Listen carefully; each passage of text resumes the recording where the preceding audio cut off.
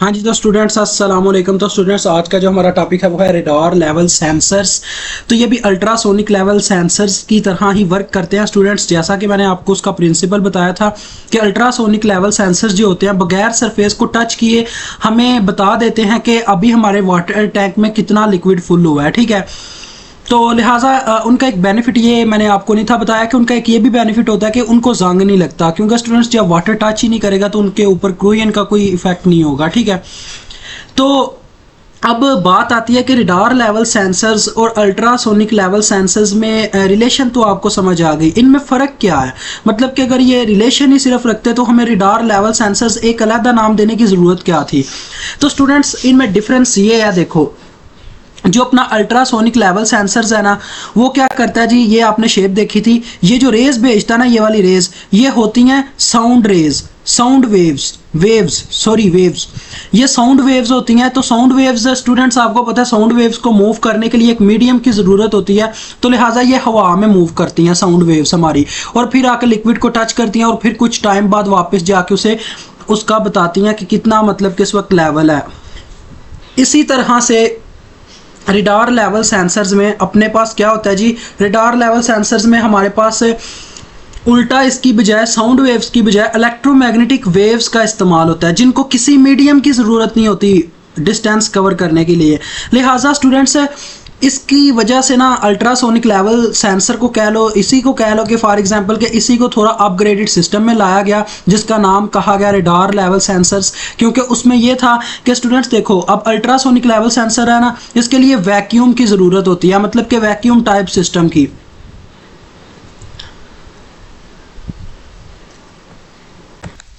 Sorry मैं उल्टा बोल गया हूँ।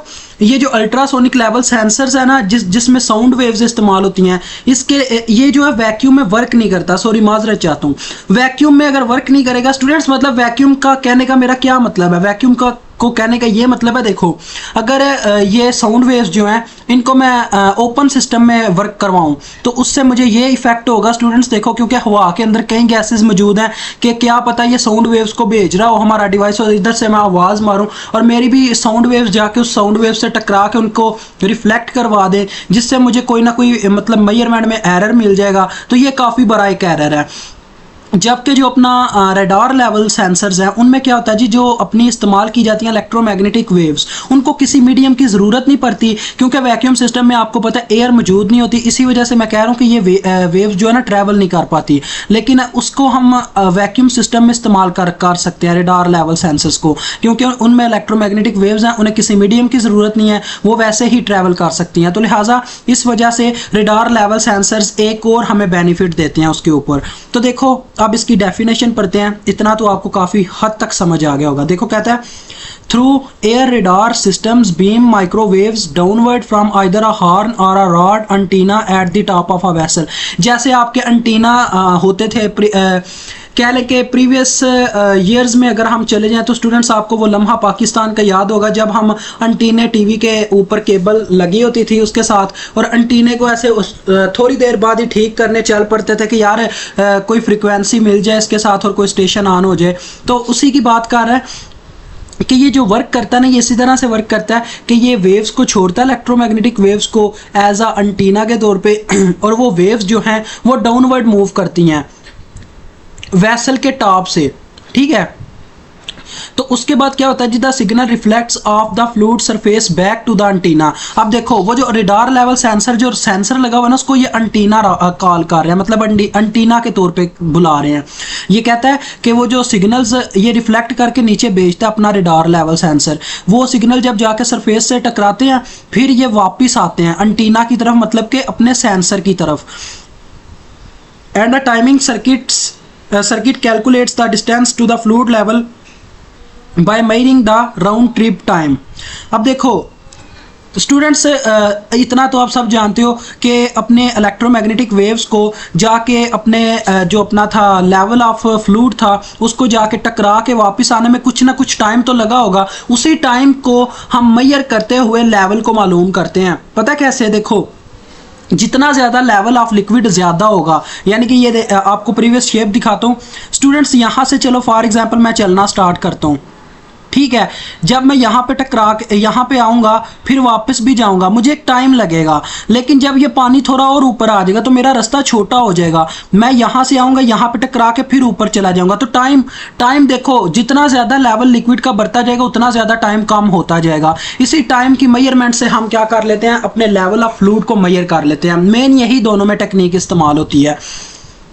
तो ये भी शायद नीचे भी इसने यही कहा है, देखो वो कहता है the fluids dielectric constant if low, यानी कि अगर फ्लूइड का डाइलेक्ट्रिक कांस्टेंट लो है तो क्या होगा जी, कैन प्रेजेंट मेजरमेंट प्रॉब्लम्स, तो मेजरमेंट में कोई ना कोई प्रॉब्लम आई होगी। द रीजन इज दैट, इसकी रीजन ये है कि amount of reflected energy at microwave at radar, आप कह सकते हो direct radar frequencies is dependent on the dielectric constant of the fluid, यानी कि इसकी वजह ये है कि जो हमारी अमाउंट ऑफ रिफ्लेक्टेड एनर्जी होती है, यानी कि जो स्टूडेंट्स हमारी वेव्स इलेक्ट्रोमैग्नेटिक वेव्स टकरा के वापस जाती हैं फ्लूइड से सेंसर की तरफ, उनमें के अंदर कोई ना कोई एनर्जी होती है, वो रेडार फ्रिक्वेंसीज पे होती हैं, ठीक है, जो कि टोटली डिपेंडेंट होती है dielectric constant of the fluid पे, ठीक है। आगे वो कहता है and if R is low, ठीक है, आर का क्या मतलब है, radar's energy, most of the radar's energy enter और पासिस थ्रू, यानी कि अगर आर हमारा कम हुआ तो उसकी वजह से क्या होगा जी, आर का मतलब स्टूडेंट्स ये है कि जब इलेक्ट्रोमैग्नेटिक हमारी वेव्स सेंसर्स जो है रिफ्लेक्ट करता है पानी की तरफ, तो एयर प्रोड्यूस कर रहा होता है, मेन उसका काम प्रोडक्शन होती है, वो प्रोडक्ट की तौर पे यानी कि उसको प्रोड्यूस करके किसकी तरफ भेजता है, अपनी फ्लूइड की तरफ, तो उनकी कोई ना कोई एनर्जी होगी। यही वो यहाँ पे बता रहा है कि देखो वाटर प्रोड्यूसेस, यानी कि वाटर्स ने जो है वो इतने यहाँ पे हमारे पास रिडक्शंस क्रिएट किए हैं, produces an excellent reflection at the change or discontinuity in R, तो अगर वाटर ज़्यादा एक्सीलेंट रिफ्लेक्शन कर दे, ठीक है, तो चेंज आ जाएगा अपने आर के अंदर, ये वो कहता है। अब मेन मैं इतना ज़्यादा इस पैराग्राफ को एक्सप्लेन तो नहीं कर पाया, लेकिन जितनी बात आपको बताई है ना, मेन आप वो वाले पॉइंट्स लिख सकते हो जो मैंने आपको बताए हैं कि ये क्या करते हैं, इलेक्ट्रोमैग्नेटिक वेव्स का इस्तेमाल करते हैं, और इनको वैक्यूम के अंदर भी इस्तेमाल किया जा सकता है क्योंकि इनको किसी मीडियम की ज़रूरत नहीं होती मूव करने के लिए। ये सारी बातें आप लिख सकते हो यार, कोई मसला नहीं होगा, गारंटी के साथ लिख के दे रहा हूँ, ठीक है। और ये फर्स्ट 2 पैराग्राफ्स भी इंपॉर्टेंट है। इसकी बात करूँ तो ये मुझे इतना खास नहीं लगा, इसमें थोड़ा सा प्रॉब्लम के बारे में बस आपको पॉइंट आउट करवाया गया है। तो इंशाल्लाह नेक्स्ट लेक्चर में इसका लास्ट टॉपिक पढ़ेंगे जो कि है अपना गाइडेड रेडार लेवल सेंसर, वो भी इसी तरह से है लेकिन थोड़ा सा उसमें डिफरेंस होगा। चलो अभी आपसे इजाज़त चाहता हूँ।